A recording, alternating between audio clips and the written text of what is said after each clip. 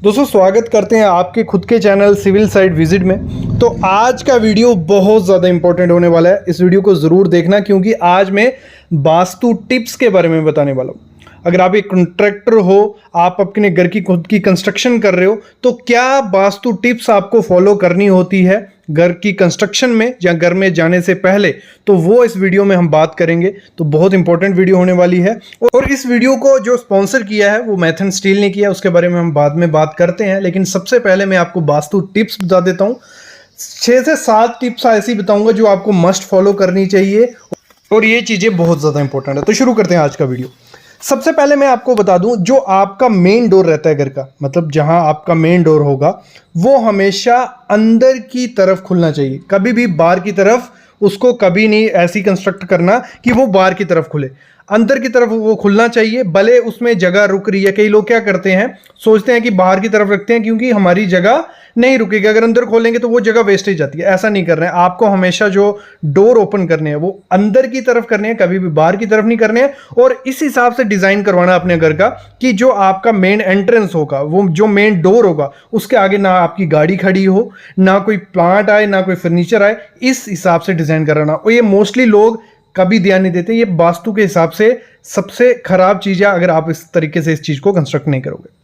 और इस वास्तु के हिसाब से काफ़ी हद तक आपके पॉकेट पे, आपकी जेब पे असर पड़ता है, आपकी वेल्थ पे असर पड़ता है और धन का आना काफ़ी कम हो जाता है। वास्तु के हिसाब से ये लिखा है कि अगर आप डोर की कंस्ट्रक्शन इस हिसाब से नहीं करवाते हो। दूसरी चीज आपको क्या करनी है, जो आप घर के डिजाइन करवाते हो, घर की कंस्ट्रक्शन करवाते हो, मोस्टली घरों में मैंने देखा है कुछ जो लटक बीम होते हैं, मतलब टी बीम हो गए या कोई भी बीम है आपका घर, तो उस बीम के नीचे आपको कभी नहीं सोना है। कहते हैं अगर आप बीम के नीचे सोते हो तो आपकी जो नींद होती है वो रेस्टफुल नहीं रहती है और एक डीप नींद आपको कभी नहीं पड़ेगी। आपको इस तरीके से सोना है या इस तरीके से आपकी घर का डिजाइन करवाना है। जो आपका बीम रहेगा घर का, स्लैब बीम की मैं बात कर रहा हूं, वो थोड़ा बेड से आगे पीछे रहे। क्लियर? इतना क्लियर हो गया। और इस चीज का डायरेक्ट असर पड़ता है हमारी हेल्थ पे, क्योंकि अगर स्लीप प्रॉपर से नहीं हो पाई, और वास्तु के हिसाब से ये आया भी है कि अगर आप प्रॉपर से वास्तु फॉलो अप नहीं लेते हो तो आपकी हेल्थ पे काफ़ी ज़्यादा असर पड़ जाता है। नेक्स्ट चीज़ आपको जो ध्यान रखनी है, जब भी बेडरूम को डिज़ाइन करवाइए, क्योंकि डिज़ाइन करने में क्यों मैं बोल रहा हूँ, कंस्ट्रक्शन के दौरान ही जो पॉइंट्स होते हैं लाइट्स के या जो भी है वो उसी हिसाब से रखे जाते हैं। तो जब भी आपको बेडरूम डिज़ाइन करना है, आपका जो बेड की डायरेक्शन होगी वो आपको साउदर्न डायरेक्शन में रखनी है। मतलब मैं समझाता हूँ, देखो जो आपका हेड आना चाहिए ना, जो आपका सर हो, वो कभी भी नॉर्थ डायरेक्शन में नहीं आना चाहिए। अगर वो नॉर्थ डायरेक्शन में आ रहा है तो वो वास्तु के हिसाब से सही नहीं है। आपको जो डायरेक्शन रखनी है वो साउदर्न डायरेक्शन हमेशा रखनी है। फिर अगर मैं बात करूं, कोई भी इलेक्ट्रॉनिक्स आइटम प्रोडक्ट जैसे कंप्यूटर हो गया या टीवी हो गया, टीवी तो रखते हैं लोग बेडरूम में, लेकिन वास्तु के हिसाब से इलेक्ट्रॉनिक्स की आइटम हमें रूम में, बेडरूम में नहीं रखनी चाहिए। अगर ऐसा है, अगर पूरा आप फॉलो अप लेते हैं वास्तु को, तो मेरे ख्याल में सही रहता है। और अगर टीवी वगैरह आपको रखना है तो आप लॉबी में रखिए या दूसरा ड्राइंग रूम में रखिए, तो इस हिसाब से आप कर सकते हो। और जो भी डायरेक्शन है, जो भी अगर साउथ का कहा है, नॉर्थ में आप करोगे, तो ये काफ़ी हद तक जो वास्तुशास्त्र अगर हम फॉलो अप नहीं लेते हैं तो हमारी काफ़ी हेल्थ पे इफेक्ट करता है, हमारी वेल्थ पे इफेक्ट करता है। मोस्टली जो वास्तु का इफेक्ट रहता है, कॉन्सिक्वेंसेस रहते हैं, वो हमारी हेल्थ और वेल्थ पे रहेगा। बाकी डिपेंड सारा कुछ उसी पे है।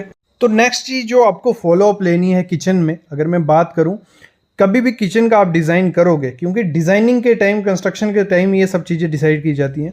जो भी आपके जहाँ खाना बनना है, जहाँ फायर होगी, आग होगी, वहाँ उसके साथ या उसके सामने आपको कभी भी जो पानी की आइटम है, मतलब पानी रखने की जगह जहाँ आप वहाँ वॉशिंग कर रहे हो, वो कभी नहीं करनी है। आपको एक दूसरे से वो दूरी रखनी है, मतलब एक दूसरे के पास नहीं रखनी है। और जो आपकी जो किचन होगी वो कभी भी आपके बाथरूम या टॉयलेट के नीचे कभी नहीं डिज़ाइन करना। इस हिसाब से, वास्तु के हिसाब से वो सही नहीं है।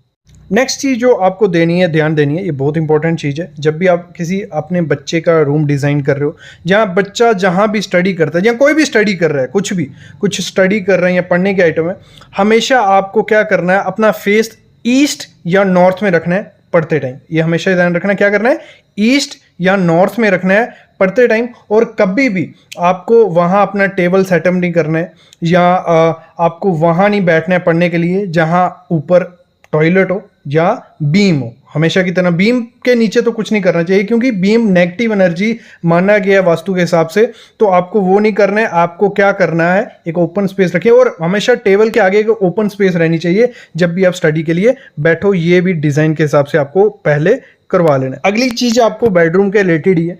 जो भी आप अपना बेड बनवाते हो, मोस्टली मैं आजकल देखता हूँ जो लोग रॉट आयरन से, ऐसे तो बंद हो गया, लोग रॉट आयरन से बेड नहीं बनाते हैं, लेकिन कभी भी आपको अपना बेड जो है वो लोहे का नहीं बनाना है, आपको हमेशा वुड का रखना है। और जब भी आप बेड की सिचुएशन मतलब जहां सेटअप होगा उसके सामने आपको कभी भी मिरर नहीं लगाना है, मतलब बेड के सामने मिरर नहीं होना चाहिए। और जो आप मैट्रेस यूज करते हो वो कभी भी डबल मैट्रेस मत यूज करिए, सिंगल मैट्रेस रहिए। एक तो ये तो कंफर्टेबल भी रहता है, दूसरी ये वास्तु के हिसाब से ये चीज भी बहुत इंपॉर्टेंट होती है। और नेक्स्ट मोस्ट इंपॉर्टेंट चीज जो वास्तु में लिखी गई है, वो वास्तु के हिसाब से आपको फॉलोअप लेनी चाहिए, वो है कभी भी अंडर कंस्ट्रक्शन, जो भी अंडर कंस्ट्रक्शन घर होता है उसमें कभी मूव नहीं होना। पहले पूरा घर बन जाए, उसमें जो पूजन होता है, उसमें जो एंट्री, तभी आपको उसमें रहना चाहिए। अगर आप अंडर कंस्ट्रक्शन घर में रहते हो तो नेगेटिव एनर्जी और वास्तु के हिसाब से वो कभी सही नहीं होता है। मतलब हमेशा आपको घर में जब जाना है तो जो पूजा सेरेमनी रहती है वो आपको हमेशा करके जाना है, ये वास्तु हमेशा कहता है। और ये बात हो गई हमारी किसकी, वास्तु टिप्स की। फिर हम बात करते हैं, आप घर की कंस्ट्रक्शन करवा रहे हो और उसमें स्टील तो बहुत मेन रोल अदा करता है। जैसे मैं बात कर रहा था मैथन स्टील के बारे में, वो मैथन स्टील जो है एक लीडिंग प्रोड्यूसर है किसका, स्ट्रॉन्गेस्ट 600 ग्रेड जो बनाता है टीएमटी बार, जो आजकल मोस्टली आप घर में यूज़ कर रहे हो। और जो मैथन स्टील है टीएमटी बार 600 ग्रेड, ऐसे तो इसकी काफ़ी ज़्यादा खासियत है, लेकिन उनमें से 5 से 6 खासियत मैं आपको बताता हूँ जो इसको सबसे अलग बनाता है। क्योंकि अगर हम बात करें इसकी मेकिंग में कोई भी कॉम्प्रोमाइज़ नहीं किया जाता है, इसकी डक्टिलिटी को लेके या इसकी बेंडेबिलिटी को लेके। और अगर हम बात करते हैं हायर कोरोजन रेसिस्टेंस कैपेबिलिटी है इसकी, क्योंकि इसको जो बनाया जाता है फाइन ग्रेन माइक्रो स्ट्रक्चर के हिसाब से बनाया जाता है। और अगर 600 डिग्री सेल्सियस भी हो जाए इसमें कोई भी स्ट्रेंथ का लॉस नहीं होता है और ये अपनी जगह पे टिका रहता है। फिर हम बात करते हैं कभी अर्थक्वेक आता है जहाँ जो स्ट्रेसेस लगते हैं इस पर, मैथन स्टील को इस हिसाब से डिज़ाइन किया है कि इसकी जो यूटीएस और वाईएस रेशो होता है वो काफ़ी ज़्यादा हायर है। और इस कारण क्या होता है, जब भी मतलब अर्थक्वेक वगैरह आता है तो लार्ज अमाउंट ऑफ एनर्जी जो होती है ये अब्जॉर्ब कर लेता है विदाउट फेलियर। और इसके जो टेस्ट रहते हैं, बैंड टेस्ट हो गया, रीबैंड टेस्ट हो गया, उस टेस्ट में भी ये अच्छा परफॉर्म किया है। ये सब चीज़ों की रिपोर्ट आपको इनकी वेबसाइट पे मिल जाएगी। और एज ए सिविल इंजीनियर मेरे को इनका सबसे अच्छी चीज़ जो लगी, जो इसमें रिब्स प्रोवाइड की गई हैं वो पूरी यूनिफॉर्म प्रोवाइड की हैं और डेप्थ, बहुत ज़्यादा डेप्थ और क्लोजर प्रोवाइड की हैं। इससे होता क्या है, एक बॉन्ड बनती है कंक्रीट के साथ और वो बॉन्ड ही क्या करती है, आपके स्ट्रक्चर को पकड़ के रखती है। एक जो टीएमटी बार 600 ग्रेड है ये डक्टाइल नेचर में काफ़ी स्ट्रॉन्ग है और इसमें क्या है, हाई मैग्नीज कंटेंट है और लो कार्बन कंटेंट। इससे होता क्या है, जो स्टील है वो स्ट्रॉन्ग होता है, उसकी स्ट्रेंथ काफ़ी रहती है और उसकी लाइफ काफ़ी ज़्यादा बढ़ जाती है अगर उसमें लो कार्बन कंटेंट रखा गया है, मतलब डक्टाइल रहता है नेचर में। तो ये चीज़ें होती है और ये काफ़ी अच्छा परफॉर्म कर रहा है। मैथन स्टील के बारे में और काफ़ी जान सकते हो आप, मैं डिस्क्रिप्शन में लिंक डाल देता हूँ इनकी वेबसाइट का।